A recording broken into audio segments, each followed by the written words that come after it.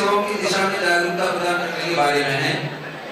इस बारे में मुझे खुशी है कि मध्य प्रदेश और गोवा को रिप्रेजेंट करने वाले दिल्ली के ही हैं, हमारे वरिष्ठ साथी हैं, लेकिन उन्होंने इच्छा व्यक्त की और उनसे उपयुक्त आदमी मुझे कोई और लगे नहीं, तो मैं आदरणीय मुक्तेश जी गाडे गावलिया साहब, महानिदेशक पुलिस गोवा सरकार, इस विषय पे बोलने के लिए पधार रहे हैं। उनका जोरदार स्वागत है।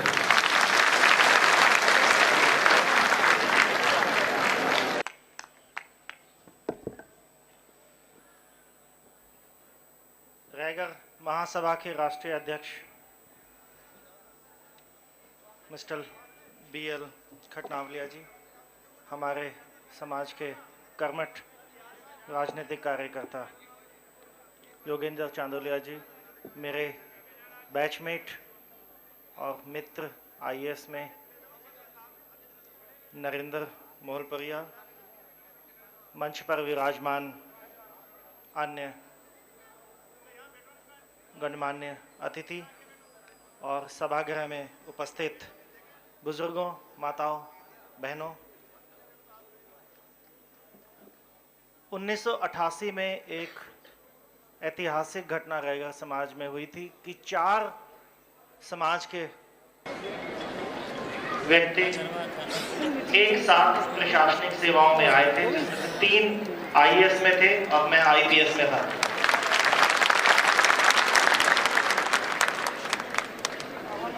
मेरी जानकारी के मुताबिक ये 4 लोग एक साथ आने की घटना शायद दोबारा रिपीट नहीं हुई है रायगढ़ समाज में। और धीरे धीरे समाज के जो पढ़े लिखे लोगों का रुझान IAS IPS के प्रति ना होकर कहीं और जगहों पे हुआ। मैं हमेशा से योगेंद्र भाई से भी और बाकी समाज के किसी भी फंक्शन में ये कहता आया हूं कि शिक्षा हर सक्सेस का एक रास्ता है, हर उपलब्धि का माध्यम शिक्षा है। बाबा साहब ने भी यही कहा था कि सबसे पहले शिक्षित बनो। और शिक्षा कई तरह की होती है। साधारण शिक्षा सभी लेते हैं, एक तकनीकी शिक्षा है, और दूसरी है उच्च एजुकेशन, हायर एजुकेशन। जैसा अभी प्रिंसिपल साहब ने कहा कि रोजगार के लिए,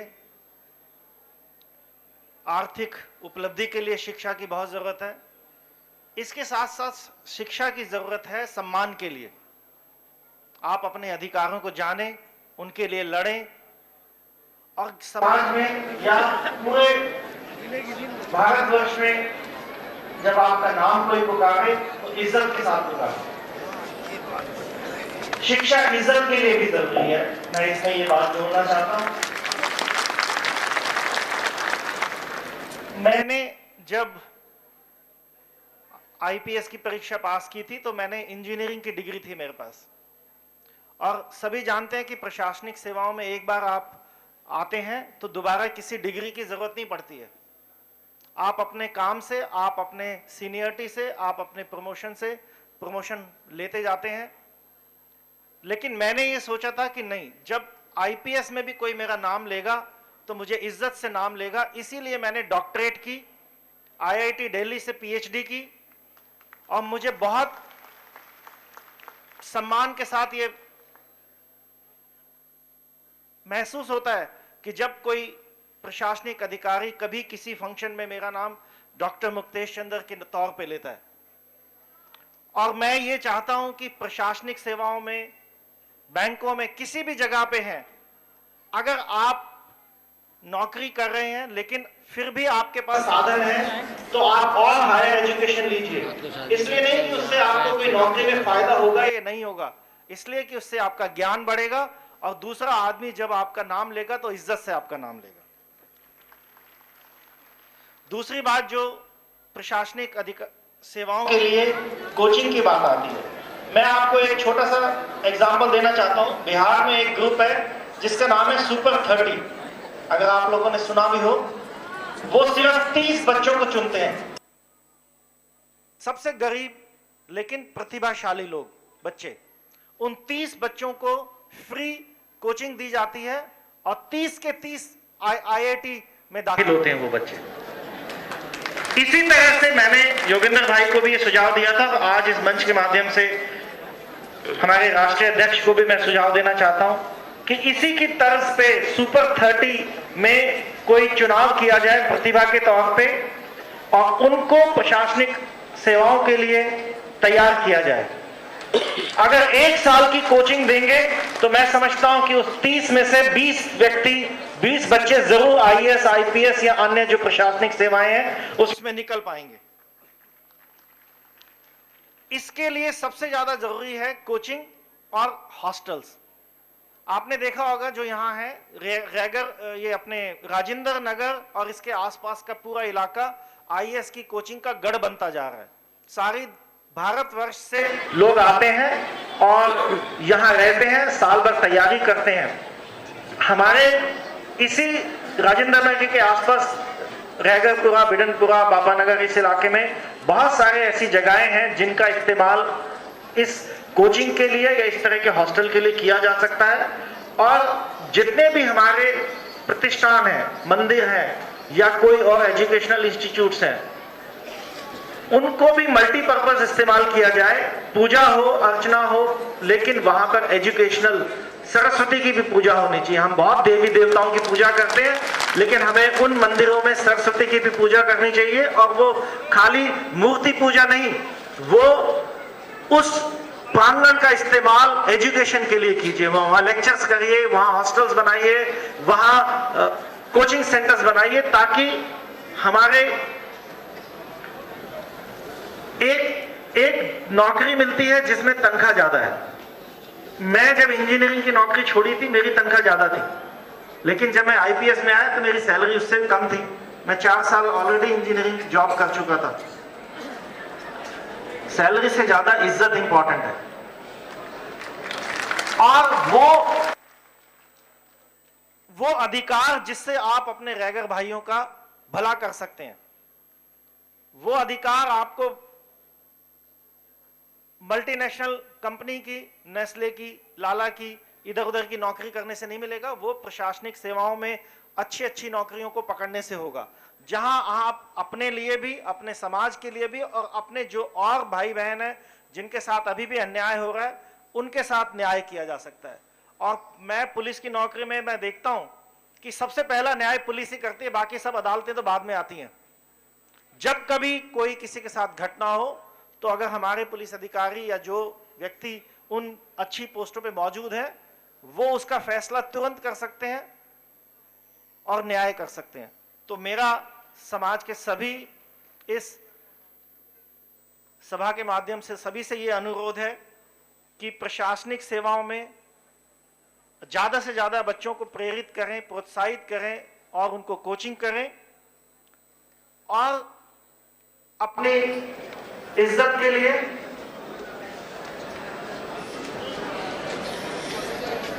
एजुकेशन का साथ ना छोड़ें। मैंने 2014 में PhD हासिल की है, आप भी कर सकते हैं, हर व्यक्ति कर सकता है। और जब कभी कोई आपका नाम ले मिस्टर मुक्तेश चंद्र नहीं, मैं डॉक्टर मुक्तेश चंद्र हूं। Thank you.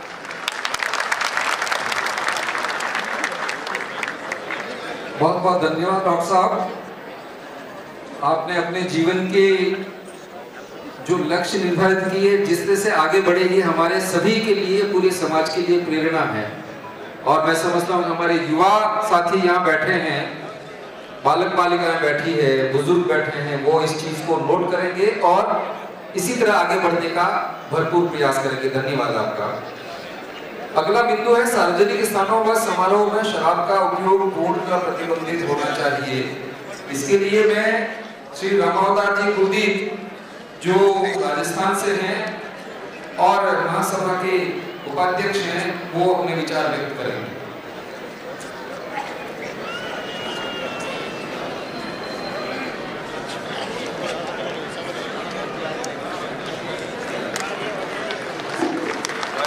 फोटो आएगी।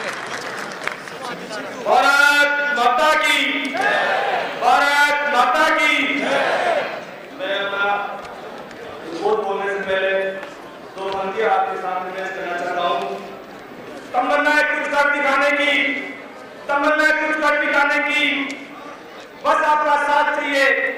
तकदीर बदल देंगे लेकिन समाज की। अगली बात है महासभा के तत्वाधान में छठा रेगड़ महासम्मेलन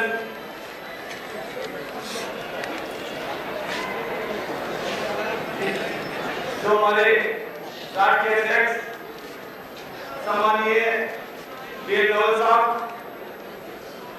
और इस कार्यक्रम के संयोजक दिल्ली के पूर्व मेयर योगेंद्र जी चंदोले जी, वरिष्ठ आईएएस अधिकारी मौसलपुरिया जी, वरिष्ठ आईपीएस अधिकारी गाड़ी गांवलिया जी, समस्त महासभा के पदाधिकारीगण, समस्त अधिकारीगण, महासभा के मेरे पदाधिकारीगण और समस्त पिता तुल्य और माताएं और बहनें, प्यारे भाइयों, आज इस सम्मेलन में जो शराब के विषय में मेरे को बोलने का मौका मिला, मैं ये बताना चाहता हूं कि रेगड़ समाज जो सामूहिक रूप से कार्यक्रमों या जो सार्वजनिक स्थलों में जो शराब का जो सेवन किया, वो मेरे को इस विषय में बोलने का मौका मिला है। मैं आपको बताना चाहता हूं बंधुओं कि शराब एक ऐसी वस्तु है जो समाज को तोड़ने का काम करती है और समाज को एक गरीबी पे लाने का एक स्तर का भी काम करती है।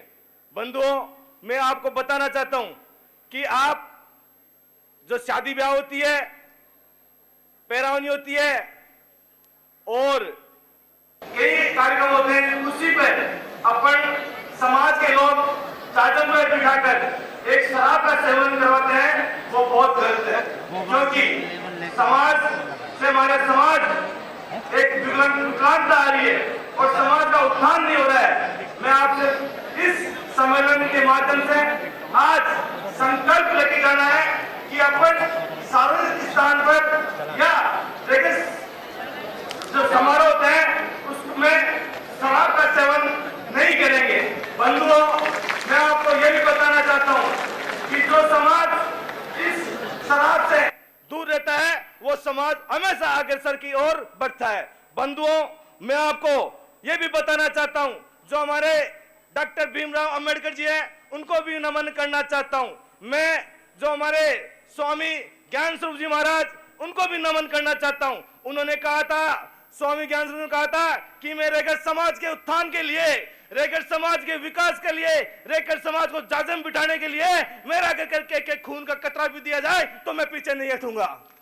बंधुओं, मैं भी बताना चाहता हूं, संत शिरोमणि संत रविदास जी, उन्होंने कहा था कि जब 1494 में जो भारत का एक शासक था सिकंदर लोदी, उन्होंने कहा था कि आप इस्लाम ग्रहण करो, लेकिन उन्होंने कहा कि मैं इस्लाम ग्रहण नहीं करूंगा। उनको ताल कटोरी में बंद कर दिया।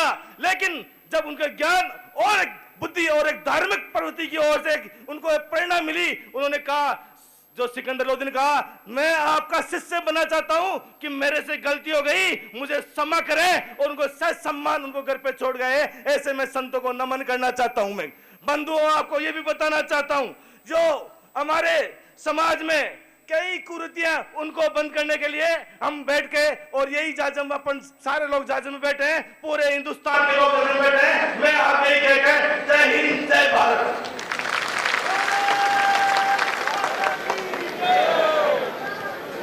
धन्यवाद रामावतार जी, हमारे बहुत ही युवा साथी, जोश से परिपूर्ण, और इस उम्र में जिस तरह से इन्होंने शराब के लिए, जो कि समाज के लिए बड़ी घातक है, उस पर अपना विचार प्रकट किए।